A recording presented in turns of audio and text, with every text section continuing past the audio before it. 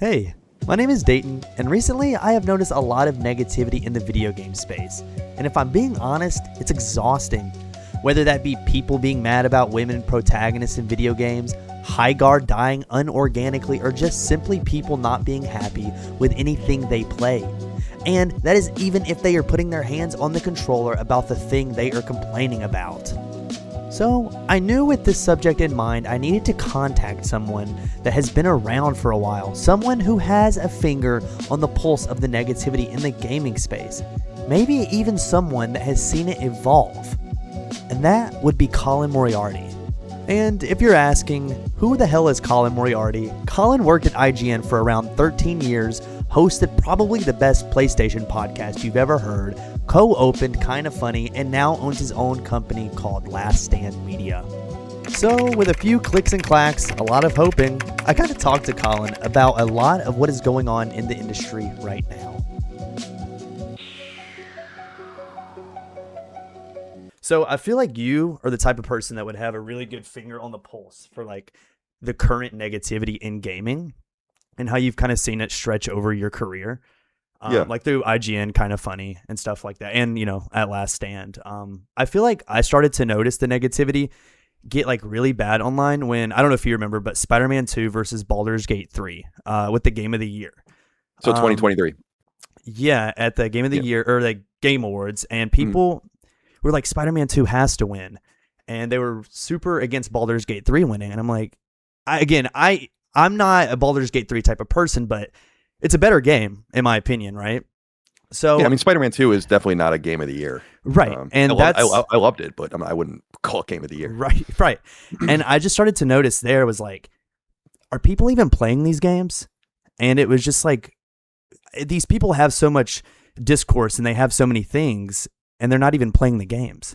So I think, you know, you see it with Intergalactic 2, and that game's not even out. You saw it with Concord and Ghost of Yotei and a little bit of Marathon, right?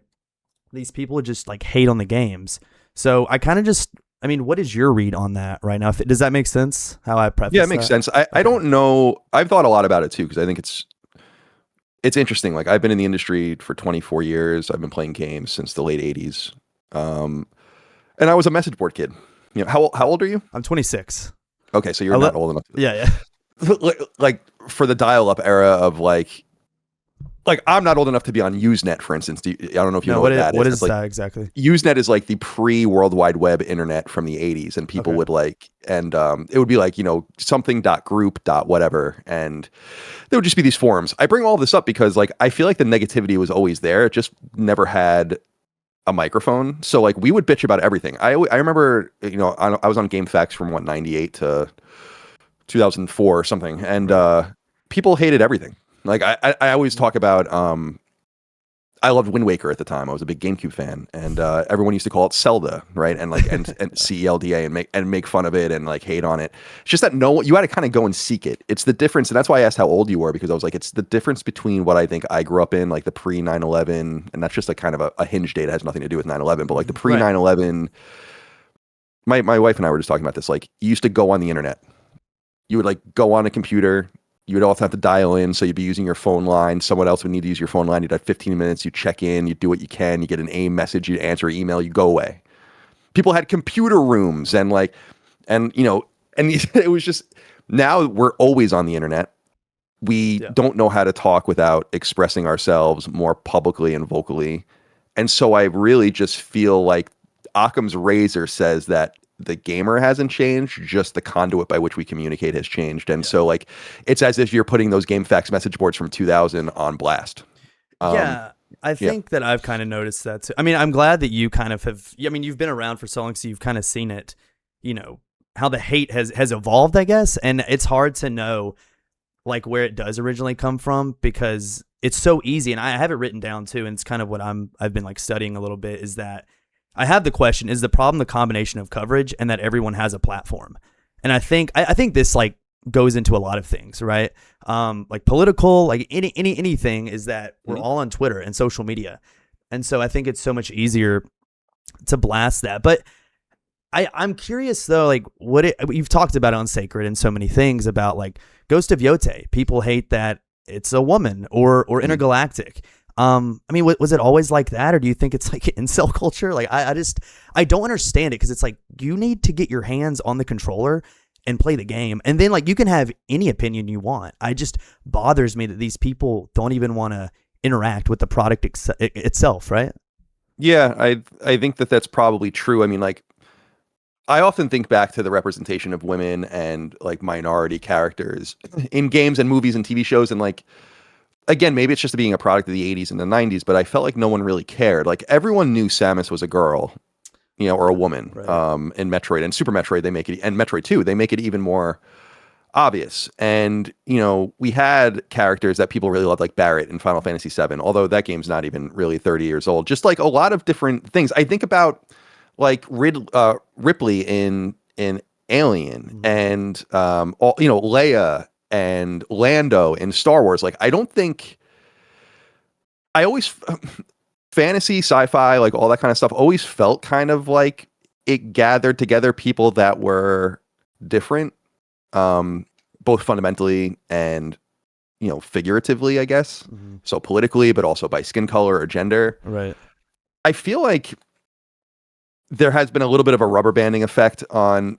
We were actually just talking about this on one of the shows about like women in like as protagonists in a Sony game. It actually is getting weird now. Yeah. And I think that, you know, like, I don't mind, especially when you think about Naughty Dog doing Intergalactic. It's like, well, they've really never had a female lead. I mean, obviously Ellie is the female lead, but like that game was really about Joel. Right. Yeah. They really shared the spotlight. You have to go back, you know, like Crash is obviously male, Jak and Daxter are males, Uncharted, Drake's male. So it's like, okay, that's cool. Same thing with Ghost to a degree. I mean, Infamous First Light had a female protagonist, but like, you know, Sly is obviously a guy. And but taken all together, I think people are being like, okay, well, maybe some of these decisions are actually being made. I don't want to say for like political reasons, but more about like representation. Like, shrewd, we're going to net more of an audience by doing something like this. Like, I think they'll do whatever it takes to sell games. And I think that a lot of them just think that that's what it takes. But I also think that the representation has kind of always been there. I mean, people make fun of Lord of the Rings. So like a book from the 50s, right? Like, yeah. Like people make fun of that. There's no women in it. And it's true. Like, there really aren't any like there's a couple of women, like people put together the movie scenes or whatever. The elves and such as that, but yeah, none of the protagonists at all. Yeah. Right. Exactly. And it's like, okay, maybe it's like a boys trip. Maybe it's like a little unrealistic, whatever. But I do believe that, generally speaking, things haven't really changed from the representation front. It's, as you're saying, I think people are interpreting it differently through different lenses.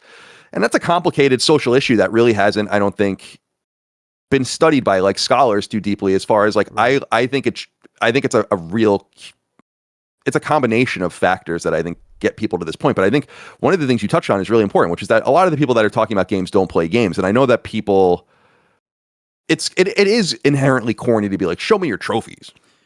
Or like prove to me, but it's like, no, show, like, you can say what you want about me, but just, I like tell you what you like, I play all my games on PlayStation, you can go look. And I got, you know, I beat dozens of games a year, and I feel like that's the thing my wife and I talk about, is like, I feel like it's important. I'm always playing games. It kind of sucks sometimes, but it's like, I gotta be credible, you know? And I think that a lot of people that are not credible are talking about games they don't play, that are not for them. And High Guard is actually the best example of that, where I keep saying High Guard would have failed and it would have died, but it would have failed differently and it would have died differently if things weren't quite what they were. But you could see it in the reviews, and they said that themselves, that like, because the inmates run the asylum on Steam to a degree, people can just download the free-to-play game, play it for 0.2 hours, which is 12 minutes, leave a review. And they said themselves, like, people that played the game for under an hour didn't like it. People that played the game for more than 2 hours did like it. It's funny. And I'm like, so right. I spent time with it. Sorry to interrupt you. No, I'm going on and on, please. No. I spent time with it because, you know, I mean, I'm morbidly curious on, you know, Jeff Keighley dropping this as the, you know, I mean, we don't have to reiterate of that whole thing, but, you know, I spent time with it and I didn't think it was bad, but, you know, it would have died organically, like you've talked about on Sacred and how you've talked about. And I think it's very funny that Sons of Sparta comes out right after High Guard, because I think these things are very intertwined. And I mean, High Guard died. It didn't die organically. It died because of cancel culture. Sons of Sparta, it didn't give time for people to talk shit about it. And so I think that's fascinating, is that not that Sons of Sparta did better, but it was shadow dropped. And I think Highguard, I mean, like everybody knows, it would have benefited from being shadow dropped. Yeah, I think so too. But I also think the God of War thing's funny because I platinumed it and I spent a lot of time with it. People were saying like, you can platinum in 20 hours. I'm like, no, you can't. It took me like almost 40 hours. Maybe I'm just bad at games, but the more I played it, the more I liked it. I never like loved it. I was never like, this is awesome. But like, I wasn't really feeling it at all in the beginning. And I spent time with it, and I did what you do with games, like you do with a book sometimes, or you see a movie through or a TV show past an episode you didn't like, and you might find something on the other side. And I understand people don't have the time I do. I do this professionally. You know, like I can spend all sorts of time doing things. I understand it's a little unorganic or inorganic, but the God of War thing's interesting because it's shadow dropping it is low risk, low reward. Right. So it's really only something you can do with now. Highguard apparently maybe even cost more than $100 million, which that was the rumor. It's like, okay, well, that's fine, whatever. But I feel like with AAA games, it's going to be harder to avoid what they feel like is necessary marketing. I mean, dude, trust me, I've had conversations with PR and people behind the scenes that work on all sorts of games. And I tell them personally when they're like, what do you think we should, people, I don't consult with these companies, but when we're having conversations, like, what would you do? Kind of thing. And I'm like, right. I would not show anyone anything. Like for me, I would actually mitigate the risk and lower lower the ceiling towards success and kind of stymie your ability to do excellent, because I'd rather mitigate risk by having people shit talk the game, which is why I'm really fascinated about what they do, like what Sony and Naughty Dog do with Intergalactic, because I think that they have to show the game. The next time they show the game, it has to be gameplay. And I think they'll see what happens.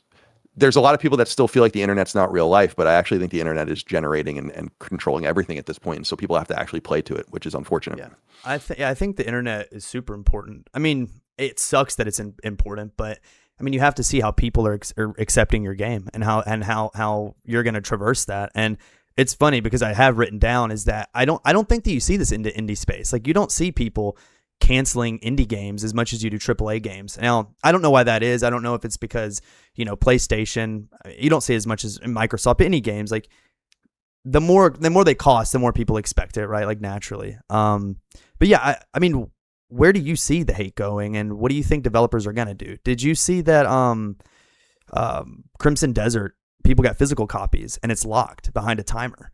Yeah, which I think it's kind of dope, actually. Yeah, I know that sucks. Yeah, me too. I know, and that allays my fear about what would happen with Grand Theft Auto or Intergalactic in the future. I mean, like, that's good. Now I know that sucks for physical collectors, but I'm not a physical collector and I don't care about any of that. So it's like, yeah, you were never getting, I've been saying this for years, you're not really getting the game on the disc anyway. So you're just kind of like going through the motions. And this, I think, proves it. But it's sad that that's necessary. Mm-hmm. The Last of Us Part 2 was basically ruined, and probably did, I don't want to say half as well as it did, but probably, I mean, I can speak anecdotally. My own wife canceled her pre-order when everything leaked. Really? She's like, I don't really. Yeah, because it's like, it's spoiled, and it's not like that sucks. You find out Joel dies and all this kind of stuff, and you're like, well. Wait, Joel died? I'm just kidding. Seriously? And it's like, and so like, I know it's all anecdotal. It's what I always say about, like, when I look at my PSN friends list and see what people are playing, it's just anecdotal, but it does show you something that, like, it did matter. And it sucks that you have to be so gun shy. And I was especially annoyed. I mean, obviously I'm biased with Naughty Dog and Sony and PlayStation, and in some way, I suppose, because I like their games and I want them to do well. But the Intergalactic thing was a bummer because I watched that trailer in a vacuum and I was like, that was insane. I mean, like the level of cinematography, the acting, the graphics, the inclusion of all of this weird shit in it. I'm like, this is awesome. And then you go online and you look and like, what's with the butch lesbian chick and like this? And I'm like, oh my god, I can't. And no one can enjoy anything, and it kind of sucks. I try to get. It's funny because we're known as being like a little negative and sardonic about shit, and I'm like, I feel like our show is. I don't like feel like roses and clouds, fluffy white clouds compared to a lot of this shit. No, yeah, I don't think you guys are negative at all. I mean, I think you guys are real, but I mean, I don't think you guys are even pessimistic, as you would probably say. But no, I think that's a good point, because I remember when it was revealed, Intergalactic, and I'm like, no way. Like, Naughty Dog is going to space, with their current team, and I'm like, this is awesome. And then yeah, you do go online and you're like, what is happening? So I guess that's a good example of, like, do you think it would benefit Naughty Dog, or I wouldn't say GTA because that's biggest entertainment product, whatever, but do you think it would benefit if Naughty Dog just didn't reveal Intergalactic and they're like, hey, here's this new game we just worked on?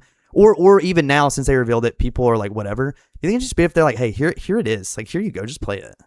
Yeah, I mean, I always talk about on Sacred about how I love I don't think everyone can get away with it, but the idea of shadow dropping a game, like obviously Half-Life 3 is like one of those games where it's like, this actually cannot benefit from being shown early. It would only benefit from being shadow dropped. I felt that way about Hollow Knight 2 as well, where I thought it was a little weird where they're like, yeah, it's real and it's coming out in a few weeks. I'm like, why didn't you just release it? Just like, what are you doing? I don't know.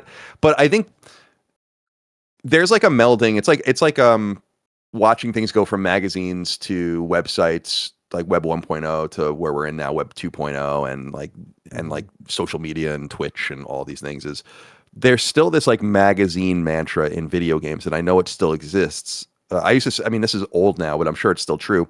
IGN came up with IGN First back in the day, which was like this idea of like previewing and revealing things because we wanted to have some sort of fight against the magazines like Game Informer, because the reality is that no matter how much bigger IGN and more influential IGN was than Game Informer, and it was orders of magnitude bigger and more influential, the PR people could still go into the CEO's office with a magazine and say like, look, this isn't this our game is on every GameStop shelf right now, and people are being asked to pre-order the game. And I feel like that meant the mentality in which games are covered is kind of latent towards where things go.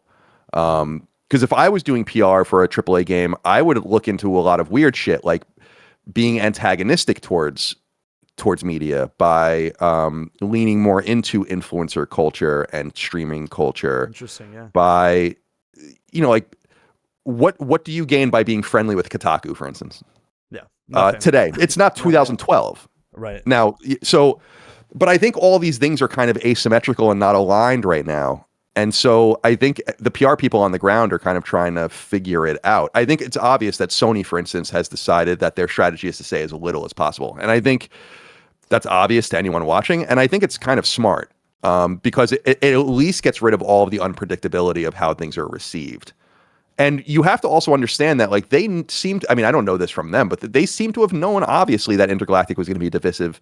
The way you know that was because Naughty Dog's version of the trailer on their YouTube channel had comments shut off and upvotes and downvotes shut off. And that's not something you have to go in and do that, as you probably know, and upload videos. Like, so they knew. And that in and of itself, I think, is kind of a bummer that you can't even kind of show things with an earnest, what do you think? Without knowing, because the chick is bald or whatever, that you're going to get some sort of strange reaction to it. And I think that's a bummer. And then they treat it like it's a woke, like a truly woke game, like Dustborn or something, where it's like, even that game has the right to exist and to do its thing, but that is what you hate. And so it's like, I understand that, but that's not this, Yeah, no. I mean, not at all. It's Naughty Dog, right? And it's just that, I mean, not to even reiterate, but it does suck because it's like, well, I mean, again, I'll reiterate, like, number one, just play the game, right? Like, just play the game, and if you hate it, whatever, I don't care. I don't know. I just don't get it. It bothers me. It really aggravates me because I play games that people love, and I'm like, what is this shit, right? Or I'll play games that people hate, and I'm like, I love this. But I guess to, like, go back to what, like, Sony is quiet nowadays, right? They're a lot different. I just wrote an article over Blue Point shutting down and whatever, but do you think it hinders them to, like, not talk, and then they close Blue Point down, and then they reveal, hey, Wolverine is about to come out, like, to, like, divert? I mean, what do you think about that? Like, that's weird, right? That's really weird. Yeah, I wonder if even one hand knew what the other was doing in that regard. Like, I know how deliberate they are about everything, and so, like, Wolverine happens to kind of give you something else to talk about, but I don't know that they were even interconnected, I think that the Xbox experience over this generation has shown that if given the option of saying something or saying nothing, you should probably just say nothing. And the reason I say that is, and why it was inevitable that ultimately Phil Spencer and these other guys were going to get thrown out is because, or retire or whatever, is because you have to undo everything you've already said. But if you don't say very much, then you're never going to really get cornered. And it's just very, like, basic PR is, Phil, you just said games are exclusive. You just said Starfield. Sarah, you said Starfield was for Xbox players. Phil, you said only 4 games were coming over. Sarah, you said, it's like, but Sony's just like, well, we didn't say shit about anything. Is it frustrating? Yeah. Is it frustrating that they seem to talk to legacy, not even legacy, that's not even the right word. They speak to elite media only. So like Wired or GQ, and Wired is like whatever, but GQ and things like that, like they don't even talk to IGN. I'm not expecting them to talk to me.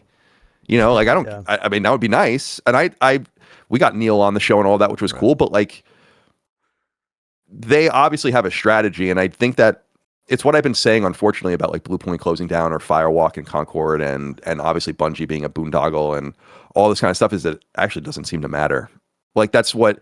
And if I were behind the scenes, I would say like the only thing we can worry about right now is how much better it could actually be than it is, because we wrote down billions of dollars basically in these spurious development boondoggles and these acquisitions and bad decision making over many, many years, and yet the PS5 will outsell the PS4, and we are making more money per user than ever, and we don't even release any games. That's why Jaffe and I were speaking about recently. I'm like, I don't want this. I'm not saying I want this, and I don't think this is a good strategy either for them in the long term, but there could be an argument that they don't need to make games at all, and that they could just shut it all down and kind of be like a console Steam sort of thing, because they make all their money off of other people.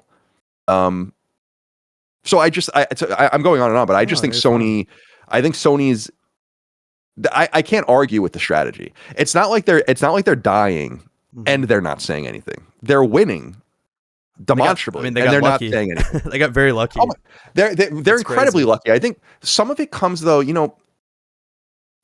you can't undersell what they've done to themselves over the generations, so that when they encountered a situation like this, it's not unlike the PS3, but for different reasons. When they encounter what could be a rough spot, they're like, but we're PlayStation. What was a rough spot in the PS3, do you think? What was, I mean, the whole time, but specifically? 2006 to 2008, I mean, it wasn't real. I mean, I was just starting as a full-time employee at IGN when PS3 was coming out, and it's like, it wasn't clear that they were going to survive. Like it was that bad. And Shuhei has talked about it. It's like without the TVs selling at that time, they would have been done. Right. Yeah. And they still, and even though PS3 came back, and PS3 breathed 360, which is a remarkable thing, I think that came from this well of support that existed during the PS1 and PS2 era. It's like, no, we're still here. We're back. Look at the games. Like, we're still the PlayStation you know and love. And people are like, yeah, you're right.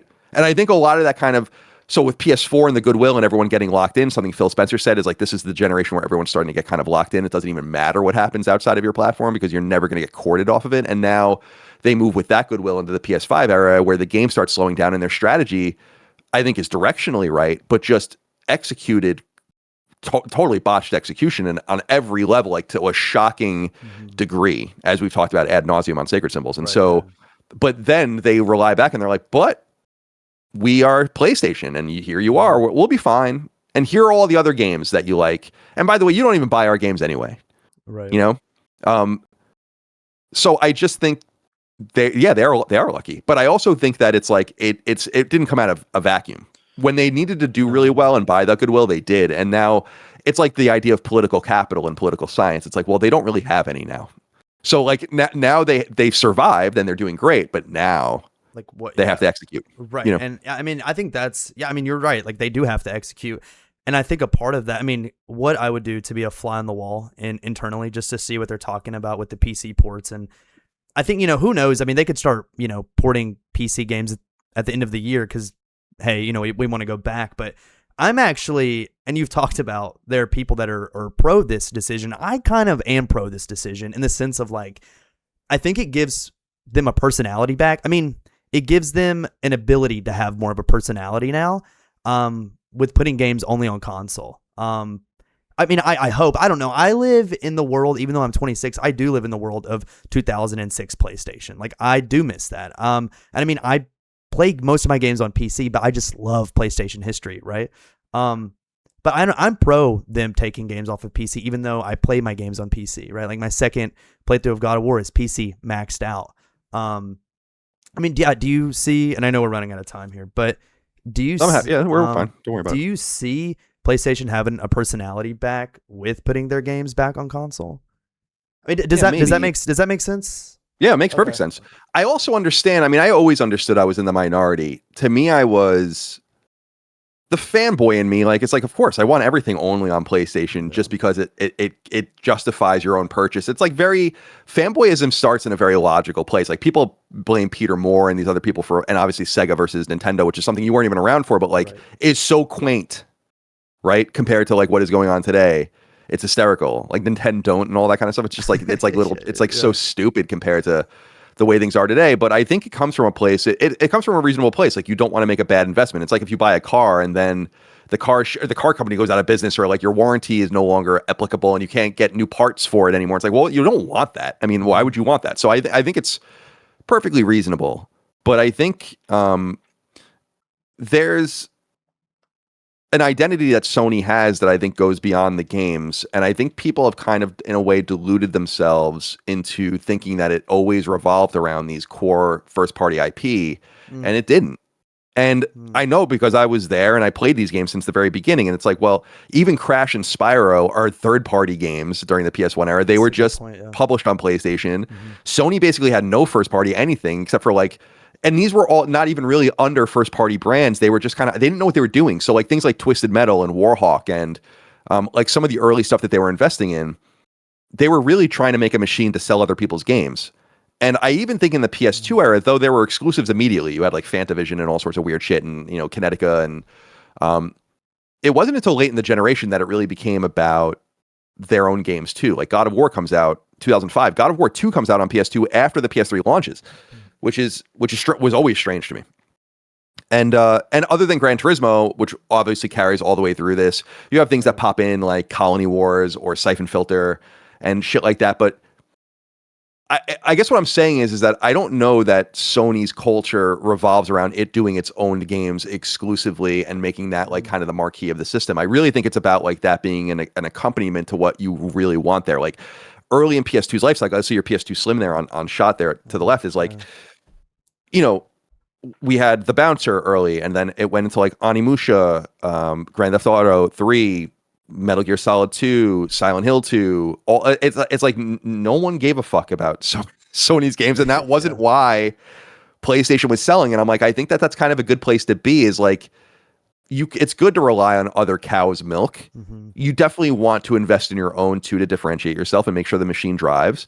But I also think with the PC stuff, they would have, I don't think it's a principled thing for them. I think what they're saying is there's some sort of equation and we're simply not making enough to make it worth our while. Yeah. Right. So, because I think some people are interpreting it being like, it's not working and they don't want to do it. And I'm like, dude, they would love to sell 5x what they're selling on PC. And if they were doing that, by the way, they wouldn't go anywhere. And they would justify it as not affecting the PS5 and the PS6 and not doing all that. So I think, though I think that they've tried to like rework the first party and integrate more games as a service games and do all these kinds of things, I think the identity will always be there. And I think you'll see it with games that come out like Wolverine, Saros is really soon, things like that. But I also think when you look at the sales of games like Yote, for instance, at like maybe 5 million or so, it's like, that's not that great. I mean, it's really good, but it's not like, they're not like being like, oh my God, we have to double Sucker Punch's size and do 2 of them and stuff. It's like, no, you spent all this money and you made maybe $100 million. It's like, that's cool. Right. But so I don't know if any of that makes sense, but it's why they're also vulnerable. They're extremely vulnerable and they know that. And that's what I keep saying about the games as a service thing. Like they know better than anyone because they process the fucking money. Yeah. You know, it's not like something they read, you know. Yeah.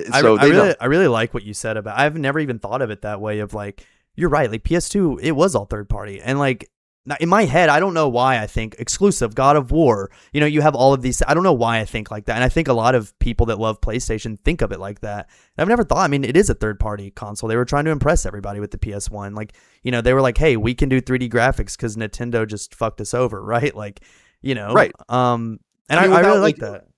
Well, yeah, I think it's true. I mean, if you go back and watch early PS1 stuff too, like E395 and all the famous stuff, but even some of the smaller things, it's like with that they were using other publishers to, like Namco and getting SquareSoft away from Nintendo and all of that. Like that was what people cared about. You know, it was like the idea that like, oh, we're actually just And they had the benefit of just moving to CD. It wasn't even PlayStation or Sony. No one gave a shit about that. It was that like no one wanted to make games on cartridges anymore. Not only because the sizes were so small and it was so limiting, but because you weren't making any money. Yeah. Because your cartridges were like $35 a piece, and you can make a CD for like 5 cents. So once they lost that, they were already the place, and they courted all these third parties. And yeah, man. I mean, of course there was Eco, A-Spec, The Getaway. There were first party games and second party games, but it wasn't, the PS2 list is dominated by Grand Theft Auto and GT. So it's half and half, Yeah. No, I mean, this is awesome. You you've answered everything that I really was trying to write about this story. But yeah, I mean, we'll see what happens with PlayStation. I don't know if it's gonna become an app like an Xbox will on a TV. I mean, we'll see what the PS6 happens and stuff, but that's kind of all I had for you. So I appreciate it, Colin. Thank you. Yeah, so no much, problem. I'm interested to see what happens too. I think the really important thing, dude, is like they have got to fill the well of political capital, as it were, again. Like now they have to execute again because they've used it. So yeah, they're in an interesting position. I think they'll be fine, but I do too. I'm more worried about PS6 than anything. Yeah, I don't think it's going to sell. I mean, I can't imagine people are just going to be like, hey, let's get a PS. I mean, people don't feel like the PS5 has lived, even though like it has, like even we just haven't had those exclusives. And I think people are an exclusive brain, including me, right? Like I'm like, where are the games? But I mean, I know there's so many games on PlayStation. And they'll have more. I mean, like, it seems like they're going to end with like a cascade of exclusives. And I think a lot of the probably late exclusives will be cross-generation. And I don't think there's even going to be a PS6 exclusive game. Like, that to me seems extremely hard to believe, but I understand intellectually that the machine is coming next year. Like, I understand the argument for that. And just because of the timing, like the manufacturer, you pay for all this stuff way ahead of time. You make all of these deals. It's like incredibly hard to bounce out of them. The bigger thing I'm concerned about is like if they have like a contracts for like 5 million units or whatever, or 10 million units. It's like, okay, so you sell those and then are you gonna have to jack the prices up because you don't no longer have that deal in place anymore? I think they kind of have stumbled into this really interesting thing where we've talked about this a lot on Sacred. They will be the default cheapest high-end gaming machine now. Right. I mean, because the Xbox is going to be insanely expensive. I just don't even understand what they're doing personally. Oh, I understand what they're doing, but I don't understand why people think it's going to work. I guess I should say that. But so like they're just looking at it and saying like we actually the really unfortunate economic situation globally has actually maybe spawned for us a sort of interesting opportunity. And maybe that's what they're going to lean into. But everyone that I don't know shit about hardware. Like everyone that knows hardware and like has those connections, whether it's Moore's Law or Kepler or all these other leakers, they're all saying like 2027, like the thing is going to come out. I don't know if you've seen. I saw reports. I don't know the source. I should. I'm a bad journalism student. But did you see that PlayStation's kind of diverting to like, hey, let's just compete with Nintendo because we're going to put out the handheld. I mean, do you see a world where like PlayStation that is a direct competitor? I mean, I think they are swinging back to Nintendo and Steam. Yeah, right. Like people get mad at me and they think it's fanboyish and that's fine, but it's like I don't think they do anything with Xbox in mind. Like I just don't think they're thinking about them anymore. Why? I think that they've dug themselves a hole, so let them dig. Well, they've been kind of like vanquished. It's like it's over. And like what you are is like what you are. Like we're getting your games. It's over. Mm-hmm. It would be like Nintendo still worrying about Sega when Sega is publishing its games on GameCube. It's like, well, it's over, dude. Like what kind of level of capitulation do you need for it to be over? So I think internally they're probably years beyond that. And I think the Nintendo play is obvious. They made a huge mistake seeding, especially their home market to Nintendo and the handheld market. I've said that for many years. It didn't have to be another Vita, but like I think that what they're doing is why I can't wait for the handheld, dude. Like I'm so excited about that, and because Sony makes great electronics, and it's going to be really nice. And frankly, the Portal, not that it's the PS6, but it's awesome. Yeah. And so I really think it's going to be a great thing. And then I think they're worried about Valve, and I think reasonably so. I don't know exactly what Valve's move is, and I think what they're doing is a little dangerous, actually. But by doing what you say, Valve is dangerous? Making hardware. Oh, like Steam box and stuff. Yeah. Like I think hardware is very expensive to make, and I wonder if they're getting any new customers by doing it, or if they're just selling it to people that are already on Steam. Because if you're doing that, then it's like, well, there really is no purpose for you to make this machine. If you literally have people with no hardware from yours buying games on Steam, and then you're taking that very person and putting them on a TV, buying games from Steam, you win either way. So why make the hardware at all? And I just worry about Valve has an enormous amount of money. We don't know how much money they have because they're private, but they make an enormous amount of money. They have almost no one works there. It's something like millions of dollars they make in profit per person. So they have a lot of room. But I remember like what happened to THQ, what happened to Mad Catz, like with just small hard, like these things where it's like we're making U-Draw, we're making Guitar Hero and all these things, and you just start making goods and then you're like, oh, no one wants it, or it's not quite working out the way it is, and it's like, oh, there's billions of dollars blown. And if I were them, they stop making games. It's like if I were them, I would just be like, why do we even do anything? You know, let's just make this like the best it can be, Steam. But anyway, but I think Sony is very worried about that. It's funny, and I think they should be. It's funny that you say that, because I have a friend that she's an Xbox diehard. It's kind of like how Micah plays everything on Switch, right? And she's like that with Xbox, and I'm like, you know, she hears about all of this stuff, Phil Spencer leaving, like she's pretty in with the news, and she's like, I'm just gonna get a Steam box. So I am fascinated to see if people are like, why would I buy an Xbox if I can buy a Steam box? It has Steam just like the Xbox is gonna have. So I am interested to see if the people with the Xbox, I'm just going to get a Steam. I mean, I told them like, just get a PlayStation, but you know, I'm fascinated by that.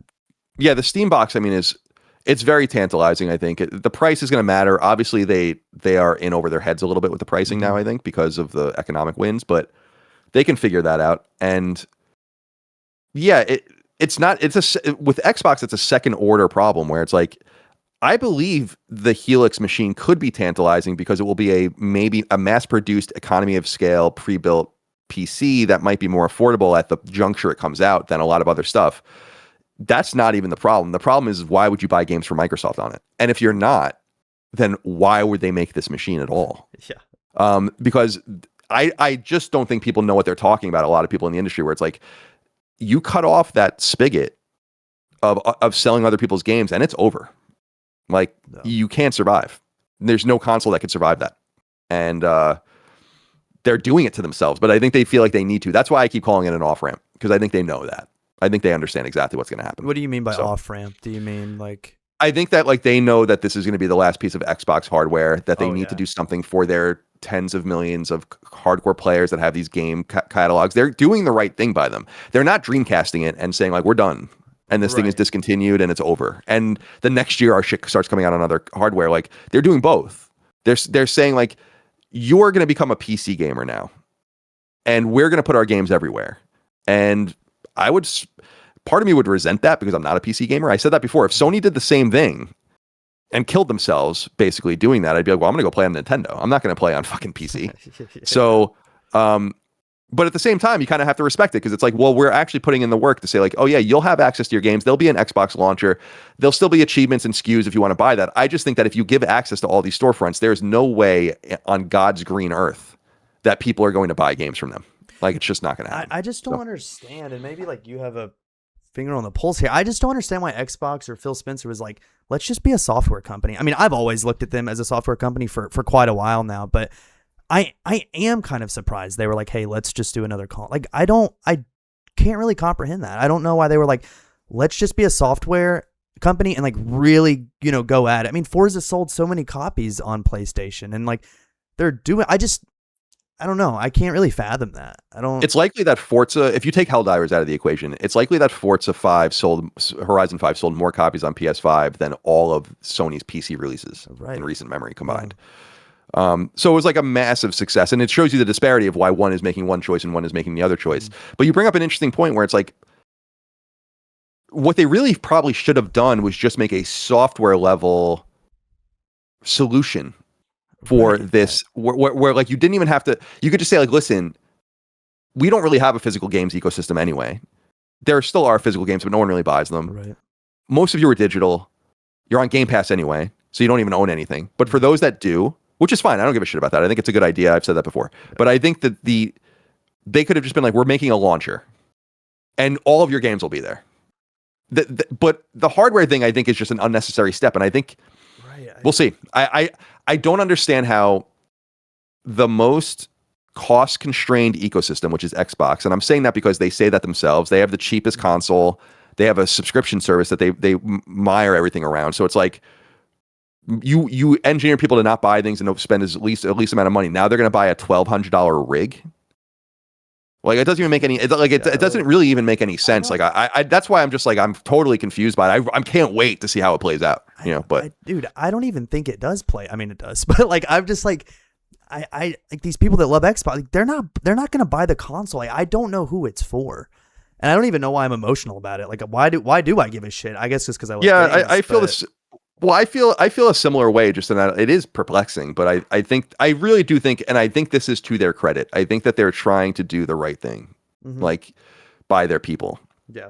And I think that's kind of cool. You know, like I don't want to read too much into it. I don't want to make it seem like they're, you know, anthropomorphize the company, but it's like, it kind of seems like it's a move for their people. And they're doing the backwards compatibility on, they're trying to get, I mean, I assume you've seen, but the backwards compatible stuff onto PC. And they're trying to get those Activision rights, which would be, I mean, awesome, right? Like, you have X-Men Legends, you have all of those Raven games, you have, I mean, all of those, Activision superhero games, Marvel, like, those are locked to like PS2 or Xbox, right? Like, I've been playing X-Men Legends, and I'm like, it would be awesome to be able to play this on a PC, right, with backwards compatible. So I think that's cool. But again, it just goes back, like, they are a software company, and I do think it's unfortunate for the consumer, even though they are trying to do the right thing. Like, I feel bad for those people. It sucks, you know? So yeah, and it does suck, dude. Like, it really, the closest I ever really felt to that people, like the way Xbox players feel probably now, is I was a huge Nintendo fanboy. Like, I always loved PlayStation from the second it came out. I mean, I won't act like I didn't. My brother was really into it, and I loved it, and I got my own for Final Fantasy VII, and I was on board ever since then. But I really was a Nintendo kid all the way through into Wii, you know, and the GameCube was dark, dude. You know, like, that's why, like, I love people talk about it. I'm like, you all hated it. None of you wanted it. They couldn't give this shit away. I remember so well. But yeah, it's I've generally been with consoles and ecosystems that have gone on, and so it does suck. I mean, that's why I think Sony should do like really aggressive shit. Like, I came up with the idea of, like, I don't even know how you would do this, but like some sort of module that would give you, like, put your Xbox Live name in here, connect it to your PSN name. We're going to, like, replicate all your trophies. Like, any achievement that you have for a game, we have trophies for. You'll get them all. You know, maybe we can work with some publishers to do some sort of save thing, or like Sony should totally put their shoulder into it. I don't know how feasible that all is, but no, I agree. I mean, I think that would be a great idea. Again, I mean, like, sink or swim, I guess, right? Xbox, like, you know, no, I agree. I think that would be awesome. I don't ever see that happening, but no, I don't either. We can dream, right? But to be fair, a lot of things have happened that I never saw happening. So yeah. So we won't know. But anyway, yeah, I hope that was helpful for you. Yeah, I'm sorry we went longer than I. No. I mean, I could talk all day about this stuff, so I appreciate it. So, with all of that said, I want to thank you, Colin, for giving me the time of day to just talk about games and where the industry is going. And as cliche as it is, if you love games and whatever the hell I'm going to talk about, remember to like and subscribe. And cheers.